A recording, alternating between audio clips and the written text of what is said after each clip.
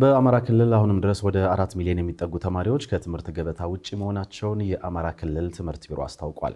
በክልሉ ከ2400 በላይ ትምህርት ቤቶች ከአገልግሎት ውጪ መሆናቸው ሲገለጽ ከ1000 በላይ ትምህርት ቤቶች ደግሞ አሁንም ከታለመለት ዓላማ ውጪ ጥቅም ላይ እየዋሉ ነው ተብሏል። የተባለው በትምህርት ችግር ዙሪያ ክልሉ ከመገናኛ ብዙሃን ጋር ባደረገው የውይይት መድረክ ላይ ነው። መድረኩን የተከታተለችው መስልያሽም ተጨማሪ አላት።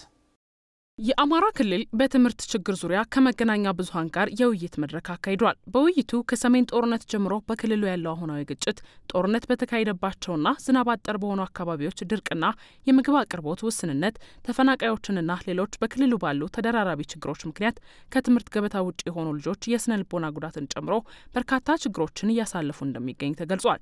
የሰሜኑ ጦርነት በክልሉ ያመጣው ቀውስ በርካታ ቢሆንም በትምህርት ዘርፉ ያሳደረው ተጽዕኖ በግንባር ቀደምትነት ይነሳል። ዛሬ በተካሄደው የውይይት መድረክ ንግግር ያደረጉት የክልሉ መንግስት ኮሙኒኬሽን ቢሮ ኃላፊ መንገሻ ፈንታው በ2018 የትምህርት ዘመን እስከ መስከረም 20 በተደረገ የምዝገባ ሂደት ከ3.9 ሚሊዮን በላይ ልጆች እስካሁን ድረስ መመዝገብ አለመቻላቸውን ተናግረዋል። እስካሁን ምዝገባ ያከናወኑ ተማሪዎች 3.4 ሚሊዮን ተማሪዎች ብቻ መሆናቸውን የሚገልጹት ኃላፊው ማሳካት የተቻለው ይመዘገባሉ ተብሎ ከታቀደው 46 በመቶ ብቻ መሆኑን ነው ያነሱት። ቅድም እንዳነሳሁት 3.48 ሚሊዮን ህጻናት ከታቀደው ውስጥ 46.32% ማለት ነው አሁን በትምህርት ላይ ያሉት ወደ 7 ምናምን ነው አጠቃላይ መመዝገብ የነበረበት 7.4 ከዛ ውስጥ 3.48 ኦልሞስት ኒረስቱ 50% ማለት ነው። አሁንም ብዙ ችግር ውስጥ ነው ያለው ማገገም በማይችልበት ደረጃ ላይ ነው ያለውና የሁሉንም ርብርብ የሚጠይቀው ለዚህ ነው 3.96 ሚሊዮን ተማሪዎች እስካሁን ያልተመዘገቡበት ሁኔታ ነው ያለው። 2445 ትምህርት ቤቶች በክልሉ ውስጥ ዝግ ሆነዋል። 9 ወረዳዎች ምንም አይነት የትምህርት ስራ አልተጀመረባቸውም አጠቃላይ ካሉን ወረዳዎች ማለት ነው። ኃላፊው ክልሉ ውስጥ ካሉ 11000 ትምህርት ቤቶች መካከል 8624 የሚሆኑት ብቻ ተማሪ ተቀብለው እያስተማሩ እንደሆነ የገለጹ ሲሆን በክልሉ በነበረው ጦርነት ምክንያት ከ2000 በላይ ትምህርት ቤቶች ከጥቅም ውጪ እንደሆኑና ከ1000 በላይ ትምህርት ቤቶች ደግሞ አሁንም ለሌላ ዓላማ እየዋሉ መሆኑን አንስተዋል። ከ11069 ትምህርት ቤቶች ውስጥ 8624 ወይም 78% ናቸው ትምህርት ቤቶች ምዝገባ የጀመሩ 78% ተማሪዎችን መዝግበዋል። ከዛ ውጭ ያለው ግን አሁንም ተዘግቶ ነው ያለው። 1044 ትምህርት ቤቶች ከተባለለት ዓላማዎች እየዋሉ ነው ያሉት ዝግ ነበሩ። አጠቃላይ ከትምህርት ቤታችን 46.2% ማለት ነው ከ50% በታች ያሉ ትምህርት ቤቶች ተዘግተው ነው የከረሙት። የሰሜኑ ጦርነት ጨምሮ አጠቃላይ 6154 ትምህርት ቤቶች ጉዳት ደርሶባቸዋል፣ ፈራርሰዋል። ከ6154 ትምህርት ቤቶች ውስጥ 1984 አሁን በክልላችን ባለው ውስጣዊ ግጭት የመጣ ችግር ነው ማለት ነው። የደህንነት ችግር በህፃናት ላይ ጾታዊ ጥቃት አለ፣ የጉልበት ብዝበዛ አለ፣ ያለዕድሜ ጋብቻ አለ፣ የስነ ልቦና ችግር አለ።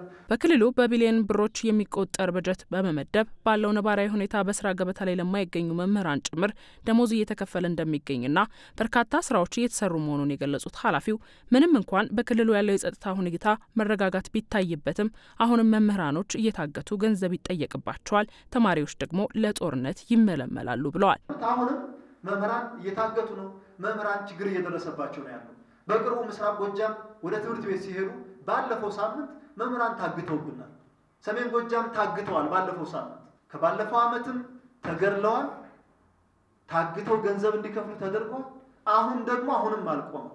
እዛ አካባቢ ያሉት ልጆቻችን የሚሰሩት ጠበንጃ ይዘው በተለያየ መንገድ መገዳደልን፣ ግጭትን ነው ኤክሰርሳይዝ የሚያደርጉት። ስለዚህ ትምህርት ላይ አለመምጣታቸው ብቻ ሳይሆን ሳይኮሎጂካሊም ችግር ደርሶብናል። በልጆቻችን ፊውቸር ራዕይ ላይ መታጠፍ ደርሶብናል። በመድረኩ ንግግር ያደረጉት የትምህርት ሚኒስትር ዴኤታዋ አየለች እሸቴ በበኩላቸው በትምህርት ዘርፍ አዲስ የትምህርት ስርዓት ከመቅረጽ ጀምሮ በርካታ ስራዎች መሰራታቸውን አንስተው በዚህም ጥሩ ውጤት ማምጣት መቻሉን ገልጸዋል። ከዚህ በተለየ መልኩ ግን በርካታ ተግዳሮቶች መኖራቸውን የገለጹት ሚኒስትር ዴኤታዋ ከነዚህም ውስጥ አንደኛው እድሜያቸው ለትምህርት የደረሱ ልጆች ወደ ትምህርት ቤት አለመሄድ መሆኑን አንስተዋል። ይህ ችግር በስፋት በሚስተዋልበት በአማራ ክልልም እስካሁን ድረስ በርካታ ተማሪዎች ወደ ትምህርት ገበታቸው መመለስ አለመቻላቸውን አረጋግጠዋል። እድሜያቸው ትምህርት የደረሱ ህፃናት በሚፈልገው ደረጃ ላይ ትምህርት ገበታ ከመምጣት አኳያ ያለውን ችግር ማንሳት ያስፈልጋል ብዬ አምናለሁ። በተለይ ደግሞ አማራ ክልል ላይ ያለውን ጉዳይ ከዚህ አንፃር በደንብ ሁሉም አካላት ጉዳዩን ተረድቶ የሚፈልገውን አስተዋጽኦ ለማድረግ የሚያስችል ስራ መሰራት ይኖርበታል የሚል እምነት አለኝ።